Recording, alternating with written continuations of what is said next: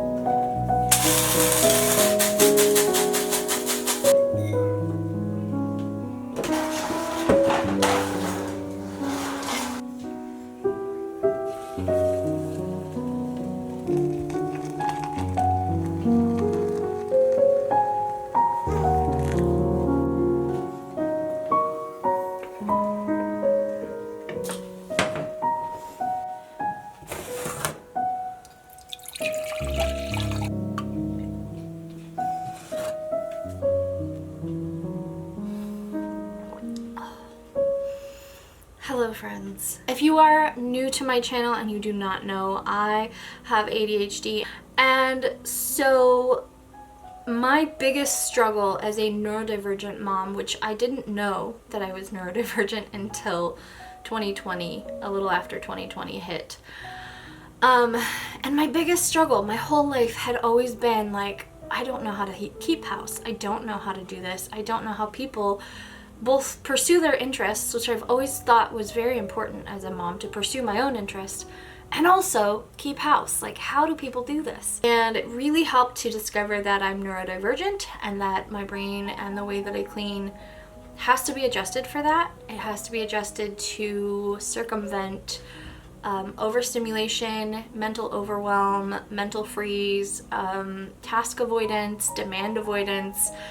I have to be stopped from wandering around my house in a circle. I always described my cleaning as like, if you give a mouse a cookie, wherein if you give Kristina dishes to do, she'll notice that the soap is empty and she'll go to refill it and then realize that we're out of soap, and so she'll go to the storage and then realize she needs to start the laundry, and she'll start the laundry, but the dryer is full, so she'll go take the laundry to the couch and then think maybe she should fold it, and then she'll realize that these clothes need to go to Goodwill, so she'll go put them in the Goodwill pile and then realize she needs to put some clothes away in her girls' room, and then like go to the bathroom, and then it just goes around, come back and the dishes are still not done, and the laundry is only half done, and the clothes aren't folded, and the list could go on, but that is how I've always cleaned. And so I've learned ways to navigate tidying up as a mom of 5, as a neurodivergent mom of 5, as someone who has depression and anxiety, which can often cause days where I find it very hard to get anything done. Mentally, I just can't, like, I don't have the physical energy. It really drains you. So today I want to share how my own day-to-day cleaning routine is, in hopes that if you are neurodivergent, or you have a lot of kids, or you have depression or anxiety, or any of the things that can kind of cause a lot of mental freeze and overwhelm and overstimulation and all of that, I hope that this will be helpful so that you can learn to find more joy in your home, because that's what I'm all about. I'm all about finding joy in my systems. First though, before I get into what I'm doing now, I want to suggest a couple of books for you to pick up. These are the books that I have read that I think have been the most helpful in creating my own routine, and could be very helpful for you as well. So I'm gonna start with the oldest one, which is called Maidcraft. This is a I have done a cleaning routine out of this book before. This is from 1937, and this is for the lady of the house to train her maids from. And in it, there are cleaning routines. How to clean upholstery, how to clean rugs. There's all sorts of cleaning advice, and there's also a cleaning schedule, which is here. If you can ever find this online, is an excellent source if you need a good structured schedule to follow. I need a good structured schedule to follow. I really loved, like, I just find them fascinating. Outside of needing some structure, I need somebody to write it down for me so that I can do it, essentially. My ultimate die hard, I will always recommend this book to everyone, is America's Housekeeping Guide. This might be hard to find. I was extremely lucky to get this before I don't know what happened. This is the book that I based my very first successful cleaning routine video on, which was 1950s Day in the Life of a Housewife and Mother. This was the main source of the things that I did in that video, alongside a magazine called The Bride's Book, which is also super helpful, but I combined the two. I did put the routine from this book on my Ko-Fi if you want to go download it. It has modern adaptation, so it's not like word for word of this, but it is adapted to the modern life and to what I would do. But I was very lucky to get this book back in the day before it became a little more rare, and so I think I only paid $30 to $40 for it. And now, unfortunately, a lot of places online it's like over $100. So if you ever find this while you're thrifting, if you ever find this, I got mine on eBay. If you ever see it anywhere for $50 or less, that is a good price. Get it. But it also has like the order of work. I don't know if you'll be able to see any of this. I apologize if you aren't. It has the order of work for cleaning bedrooms, how to make a bed. It has the order of work for the kitchen. It has the order of which room you should start in first, all of that. So I really love this. I have done a number of cleaning routine videos. So if you want to see the 1920s cleaning routine, there's a 30s one, a 40s one, and a 50s one. I think there's a 40s one. Anyway, I've done a lot of those. I've also just done general homemaking cleaning videos. But they're not, as far as a modern book, I would highly suggest How to Keep House While Drowning by K.C. Davis. This is the creator / person that I adopted the term mess is morally neutral from. She writes, it's called A Gentle Approach to Cleaning and Organizing, and it is specifically written for people with ADHD or other neurodivergences, but I think it could be helpful for anyone. And it is excellently written. It's a quick read. It's a small book. In this, she does talk about like the basic things that are in every room. So you can stop looking at the whole room as a chaotic, like there's 500 things on the floor, and break it into, I think, 4 or 5 different categories. It's like trash, toys, laundry, like things that don't belong in the room, things that do belong in the room. I think. I could be wrong on that. It's been a while since I've read it. Those are the housekeeping books that I would recommend if you want to kind of dip your toes into making your own routine. But I do highly recommend making a routine that works for you specifically. And because even with all of these, and I have so many more, I have so many more books in this on housekeeping, homemaking routines, all of that. I have books from the 1800s up to the 1960s or 70s. And even having read all of those and tried all the systems and all of that, I'm not following specifically any single one of them because I've discovered what works best for me. So let's go clean my house and also drink a whole lot more coffee because I'm gonna need it. This, of course, is nothing new, but one of the things I have integrated into my own routine on days when I'm feeling overwhelmed especially is to timer clean. I will set a timer for 10 or 15 minutes, and it's a reminder that it doesn't take very long. Since I struggled for so long to keep house, it would often take me hours to get my house clean, and I still have it ingrained in the back of my head that it's going to take forever and I'm not going to have time to do anything else. So the timer serves as a reminder that often it takes even less time than I think it does, and it's really fun to race the timer and try to get done first. In general, I only spend 10 to 15 minutes in each space and am done cleaning within an hour.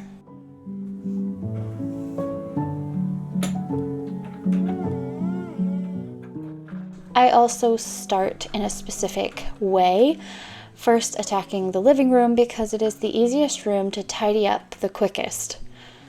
And in the living room, I always start by straightening the couches.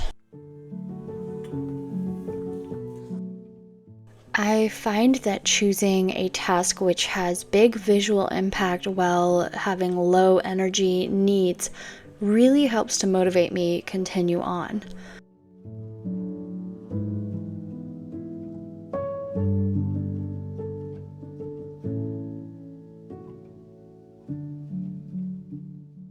I also find that tidying up to match the habits rather than forcing a new one helps a lot.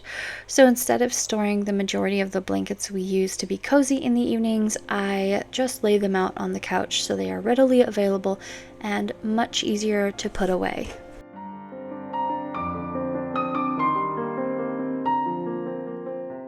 Once I am done tidying up the couches, I move on to the next biggest visual impact, which is usually cleaning up the rug.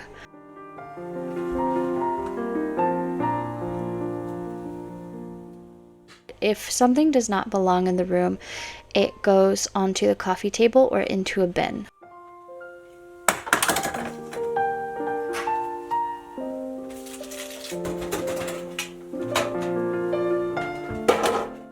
One of my hard and fast rules for myself so that I don't wander the house cleaning up bits and bobs and getting nothing done is that I'm not allowed to leave the space until it is cleaned. This means I'm not leaving the room to put anything away that doesn't belong in here.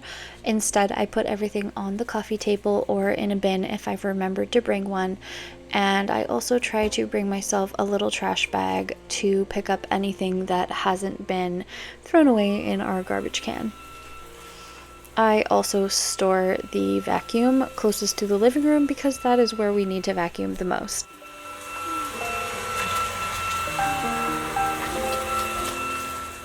If anyone is still considering whether this might be a good vacuum for all floors, if you have low pile rugs and hardwood floors or tiles in your house, I still really love mine, and my favorite feature has to be that it breaks down to be small, because then my littlest kids can have fun and think they're playing when really they're doing a chore. I then tend to move on to the bigger energy tasks like sorting toys. Since our house is smaller and we only have about 2.5 bedrooms and no playroom or any other space to store the toddler's toys, all of his toys have to live in the living room. They used to be in bins, but I recently got this shelf off of Amazon to try to free up some floor space. And so far I really like it, although he is starting to amass a few too many stuffed animals and I need to declutter them.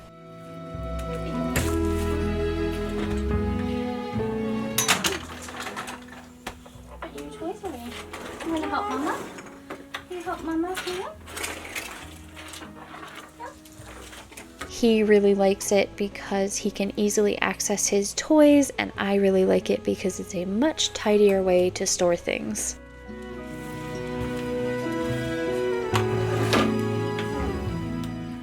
And if you are wondering, yes, I will get to the crumbs under my TV stand. Please don't judge them. My husband is usually the one who sweeps and vacuums in the whole house, and he's not very good at getting underneath furniture, so that is usually my job once I do the more detail work, which is something that I only tend to do about once a week.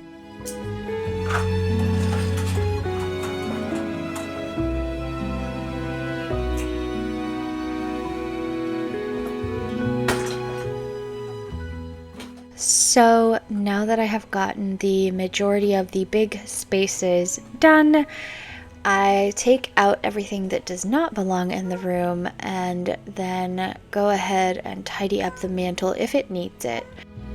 I've had these decorations up for a little while now because I don't really know how I want to decorate the mantle. It is 14 feet long and it always takes so much more decor than I think it will. So if anyone has suggestions for how I could decorate, especially with those windows up there, please let me know in the comments. I don't know what to do with our mantle.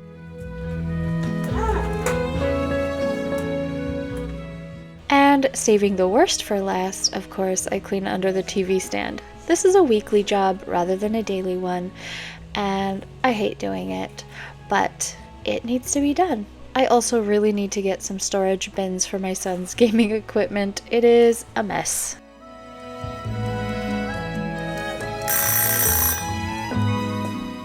Now, because our living room is a third of our entire house, I do separate it into two rooms, so to speak. There is the living room side, and then there is behind the couch, which is more of a hallway and a little bit of an office space for my husband. It's also where things just sort of accumulate due to high traffic. So in this space, I prefer to sweep everything into a pile rather than wandering around picking things up. It cuts down on the visual clutter and overstimulation for me and just makes everything a lot easier to handle. But before I sit down to sort the pile, I pay attention to the surfaces and anything else that needs to be put away.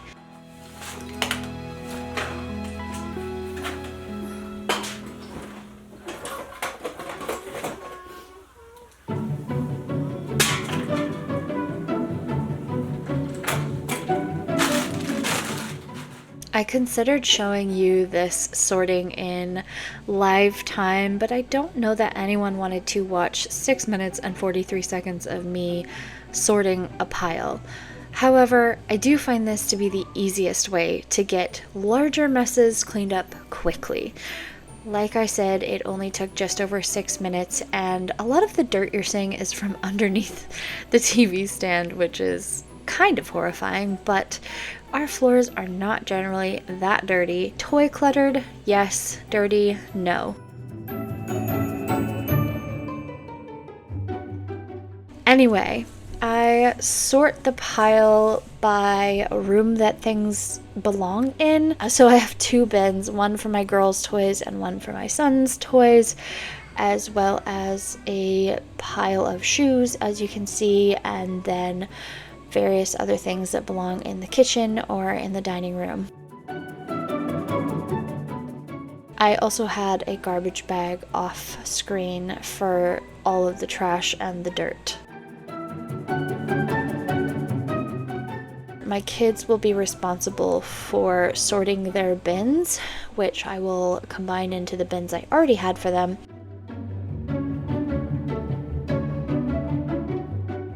But I put everything else away and then it was done. If you struggle with visual overstimulation when you are cleaning, I definitely recommend making a pile and sorting it. It's really satisfying and sometimes can be like an I Spy game. Like I mentioned earlier, I tend to clean my house by what takes the least energy to what takes the most energy. For me, the highest energy area is the entryway or the bedroom, so I clean in order of living room, then dining room, then usually kitchen, just because that's the most practical, then the bathroom, and then the entryway and the bedroom. I do a really quick initial sweep just to get any toys or clutter on the floor because I live with 6 other people. There is inevitably always clutter on the floor and the side areas.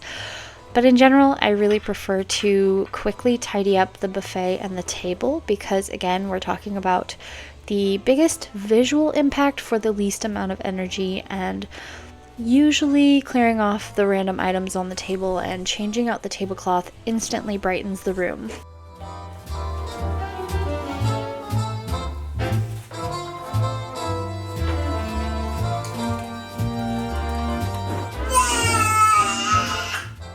I have also tried to start infusing joy into my routine, so doing things like using all of my pretty tablecloths and not saving them for special occasions, or making sure that I almost always have flowers in the room are little ways to integrate something joyful into something mundane. My husband actually brought me flowers the same day I bought a new bouquet for myself, so I had 2 beautiful flower bouquets to choose from. And while I didn't make the prettiest arrangement with these, it's still something I really love. Fresh flowers always make a room feel so much better. Much like the living room, I tend to separate this space mentally into 2 different areas to clean. There's the dining area, and then there's the hallway, whatever you would like to call this other side of the dining room, where a lot of toys tend to accumulate because it is close to the girls' bedroom.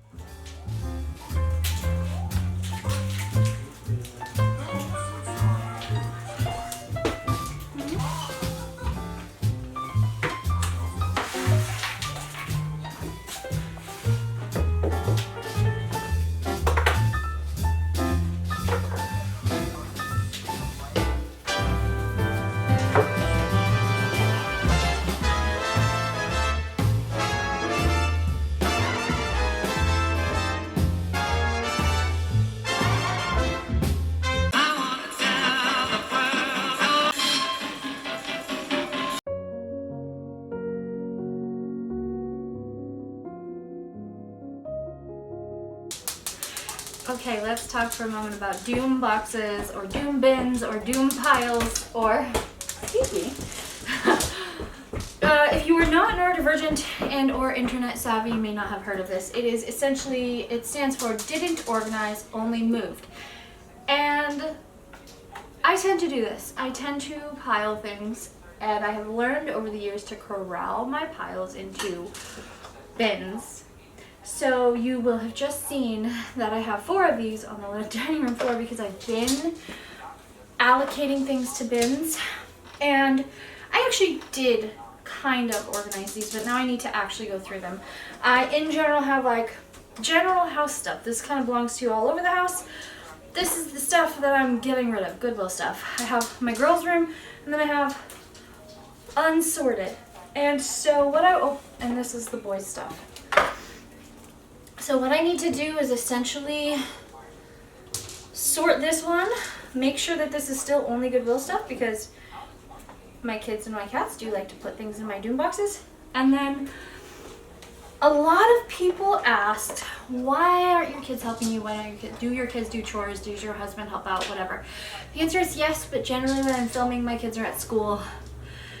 If they were home while I was doing this routine, I would sort their toys into a pile and have them come and get those. They are responsible for putting away the things that I have put into their little bins throughout the day. They are responsible for putting away their laundry, but in general, I tend to find it quicker and a lot less stressful for myself to sort my kids' stuff into either a pile or a bin, and then they get to put it away from there.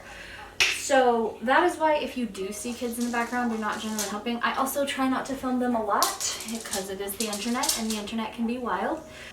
And as far as my husband, yes, he does a lot. We work as a team. He doesn't like to do the dishes, but he will make dinner and clear the table. I don't like to start the laundry, so he will do that. We both like to fold. He likes to do the floors. I like to organize. So, you know, it all works out. My general motto is we all live here, we all help out. So let's look through each bin and sort and get these done with, and that will be the dining room done.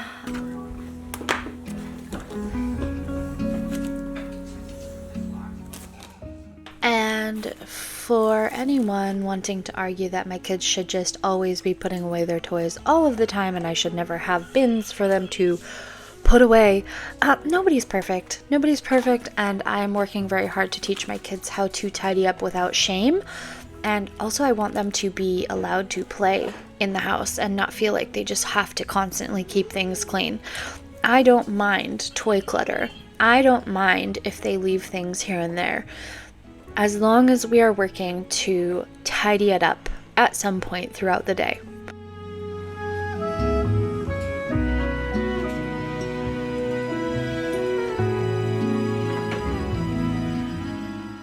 Moving on to the kitchen, I kind of have the routine of sweeping because, as with every other room in my house, there's always toys on the floor. Because my kids like to play wherever I am, so there's often things left wherever I have been.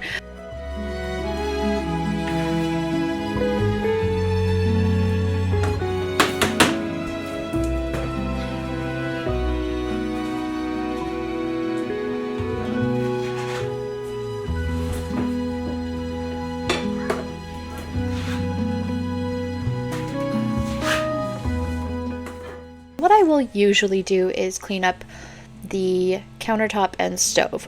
Again, the biggest visual impact for the lowest energy in the room. So this is a very quick area to clean up, also a very important area to keep clean because it is where we do the majority of our food prep and cooking and all of that. And I try to make it a habit to pull everything away from the wall so I can clean underneath as well.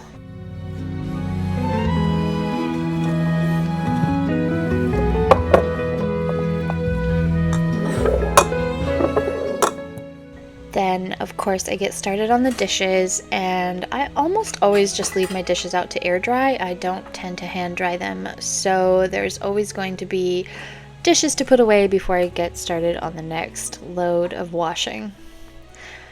We do not have a dishwasher, so everything has to be hand washed.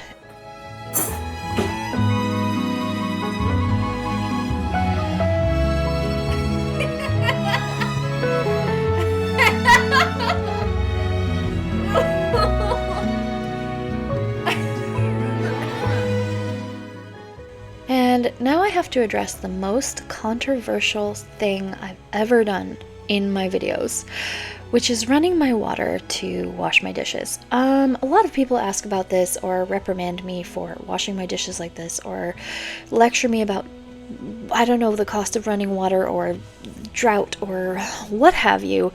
So I thought I'd answer the questions and the concerns. First of all, there's no countertop to the left of the sink, and to the left of the sink is also the main door in and out of our house, so people are walking through quite frequently, especially when I'm most prone to doing dishes, which is in the afternoon when everyone is home. So number one, I don't have the space or the desire to have a rolling cart, which someone suggested very kindly, I might add, but I'm not going to get a rolling cart to roll my dishes into the doorway to do them. But if I were to wash like a normal person would from left to right, then I can't reach the dirty dishes because they'd be on the counter to my right, which is more than an arm's length away from the left sink. If I were to wash from right to left, then I'd have to be crossing over myself to put the clean dishes into the drainer. And someone British commented, "Why do I rinse my soapy dishes off?" And I have so many questions. That should be more controversial than running my water to wash the dishes. But those are the answers. Really, there's no big secret to it. I'm not trying to be controversial. I know that it's not ideal and it's not a perfect system, but it is the most convenient way to do my dishes. And especially because I have sensory issues around having my hands in water for a long time, I just run the water instead, and it makes it easier. Plus, I don't like having dishes on my countertop, so I prefer people put them in the left sink because there's nowhere else to put them. So that's it. That's the most controversial thing I've ever done in a video. Is wash my dishes with running water because we don't have a dishwasher. You're welcome.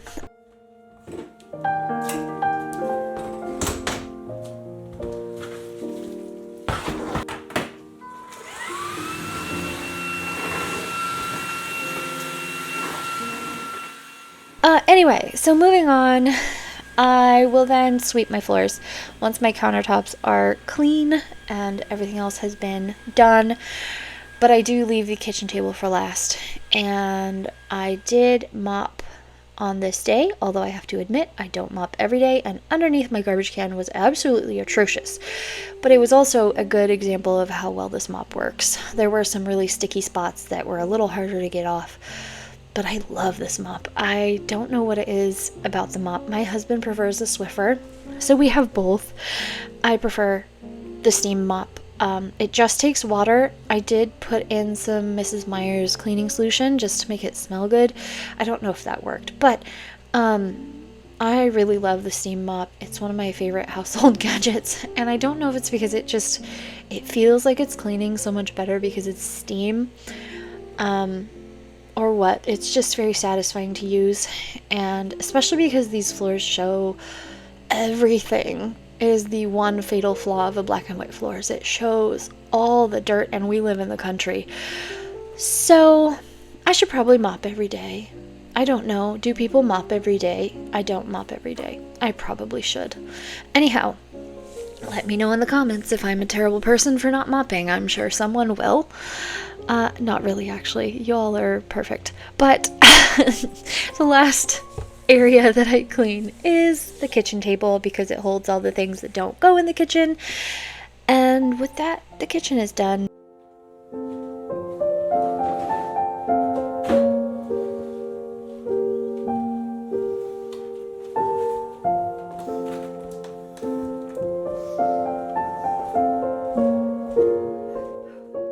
The bedroom is usually my next plan of attack, and I did not film it, but there was a very large pile of clothing I needed to deal with that were clean laundry and things I'm getting rid of and stuff the cats had knocked out of my closet, and I was really annoyed about it. In the bedroom, generally, I will make the bed first and then put away any hanging clothes that need to be put away, and then any folded clothes that need to be put away.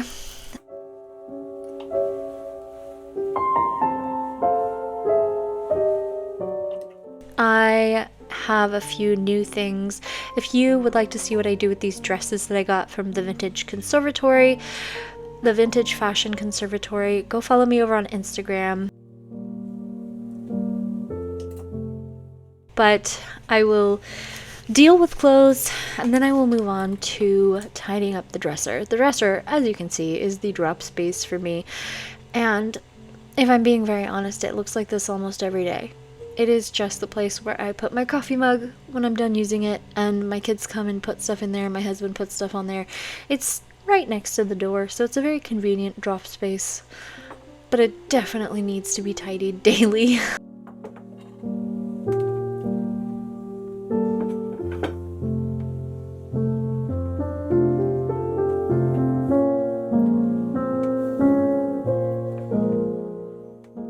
As with every other room in the house, I put everything that doesn't belong on the dresser or in the room on the edge of the dresser to take out when I'm done.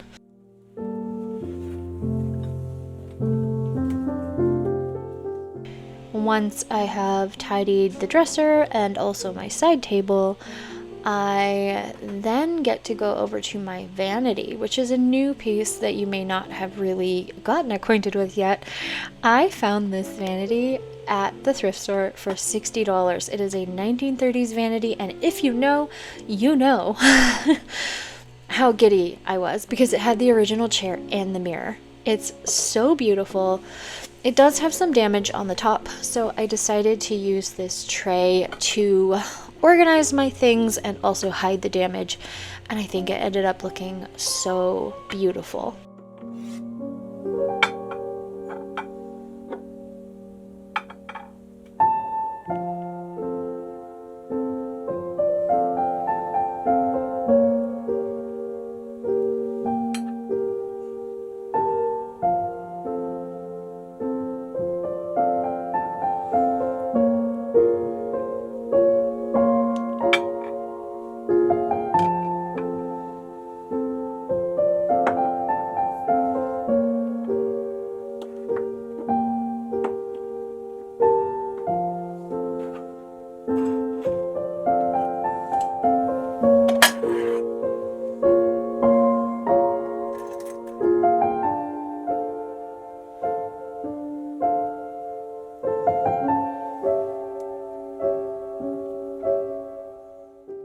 recently bought myself new glasses, which I think I've mentioned before, but you'll have to let me know which pair is your favorite. I like them all three for different reasons.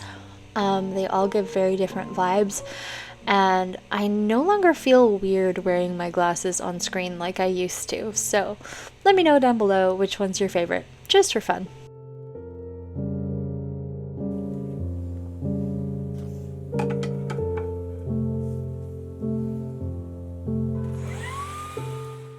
And once everything has been tidied, I will vacuum or sweep. I really love this rug I got recently. It's very easy to clean and it's really lightweight, so it's easy to move, which is important when there's constantly little kids running in and out, and the dirt comes in here too, despite my best efforts. But that is the bedroom done.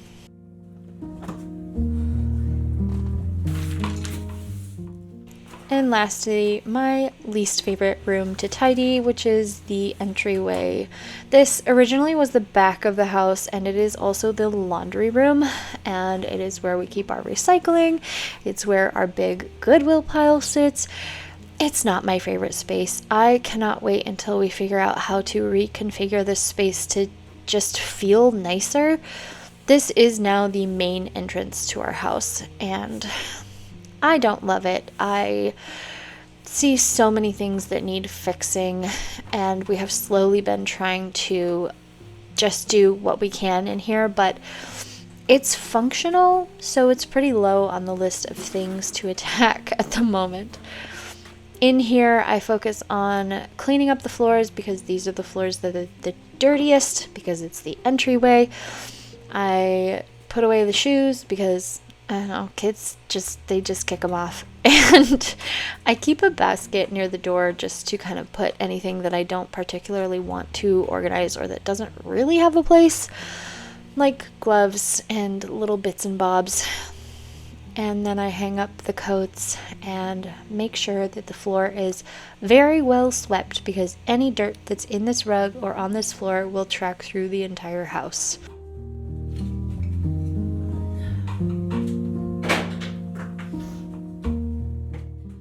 And with that done, that is my general cleaning routine these days. I do also clean the bathroom on occasion.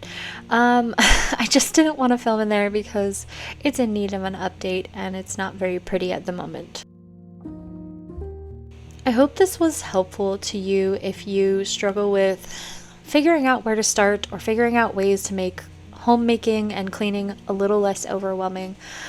I know sometimes it can be really hard, especially if you are caring for littles, or if you are disabled, or just in general struggle. So let me know if you have any tricks for keeping your own house tidy.